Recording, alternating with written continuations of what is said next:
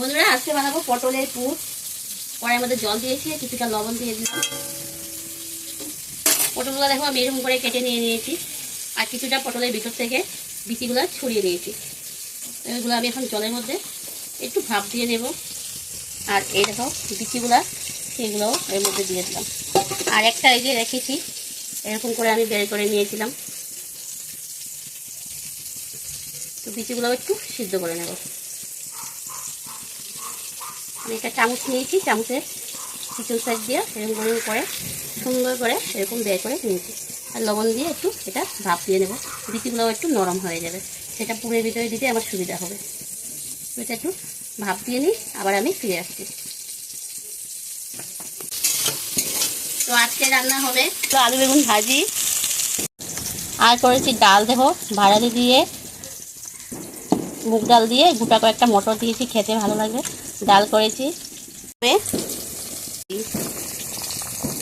পটলগুলো দেখো আমি এরকম ভাপ দিয়ে নিয়েছি, আর বিচিগুলো খুব সুন্দর করে সিদ্ধ করে নিয়েছি। মশলাগুলো এখানে আছে সরষা, আদা, লঙ্কা আর 2-3 কোয়া রসুন আছে। অল্পটুক হলুদ দিয়ে দিলাম। এর মধ্যে দিয়ে দেব পরিমাণ মতো লবণ। এই বিচিগুলো আছে, এই বিচিগুলোর সাথে এগুলো মশলাগুলো খুব ভালো করে মেখে নেব। সরষা আছে, আদা আছে, 2 কোয়া রসুন আছে, লঙ্কা আছে, হলুদ আছে। এটা মেখে নেব।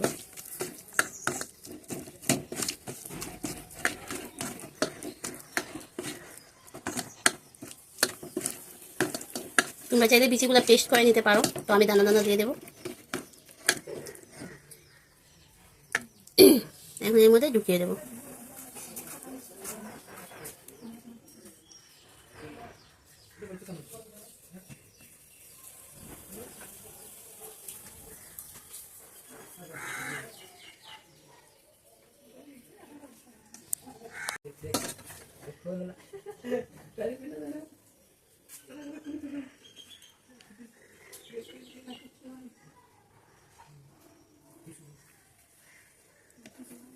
পুরটার থেকে না খুব সুন্দর গন্ধ বেরিয়েছে। ডালের সাথে পুর দিয়ে খেতে কিন্তু খুবই ভালো লাগে।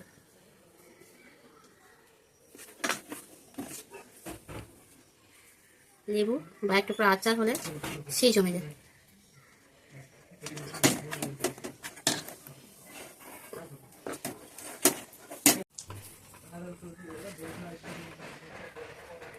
এখানে দেখো আমি পুরগুলো সব ভরে নিয়েছি। এর মধ্যে আমি, এটা আছে চাল বাটা, চাল বাটার মধ্যে আমি হলুদ দিয়ে দেবো পরিমাণ মতো, অল্প লঙ্কা গুঁড়া দিয়ে দিলাম, আর দিয়ে দেবো লবণ পরিমাণ মতো,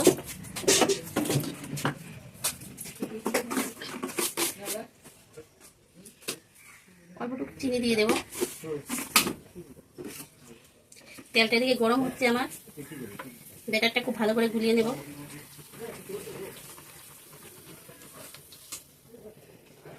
একটু ঘন ঘন হতে হবে।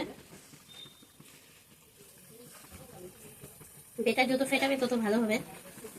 আর আমি চাল বাটাটা কিছু দানা দানা করেছি, দেখো দানা দানা করেছি, পুরো পেস্ট করে নিই। দানা দানা করলে কি হয়, যখন আমার ভাজাটা হবে একটু মুচমুচে হবে, খেতে কিন্তু খুব ভালো লাগবে। এবার চলো আমি একটা একটা করে এর মধ্যে ভালো করে ডুবিয়ে, এরকম খুব ভালো করে ডুবিয়ে নিলাম।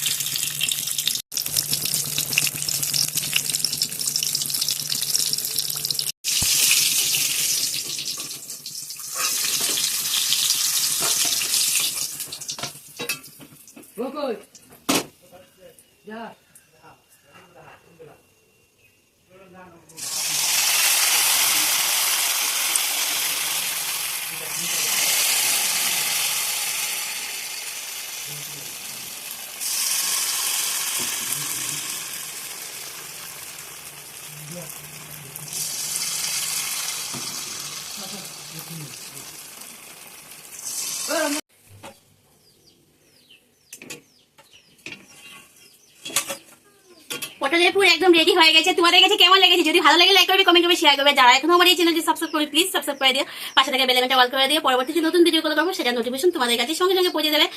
আর যারা ফেসবুক আইডি দেখছো প্লিজ একটু ফলো করে দিও আর আমার একটু পাশে থেকো। তো আজকের মতো টাটা।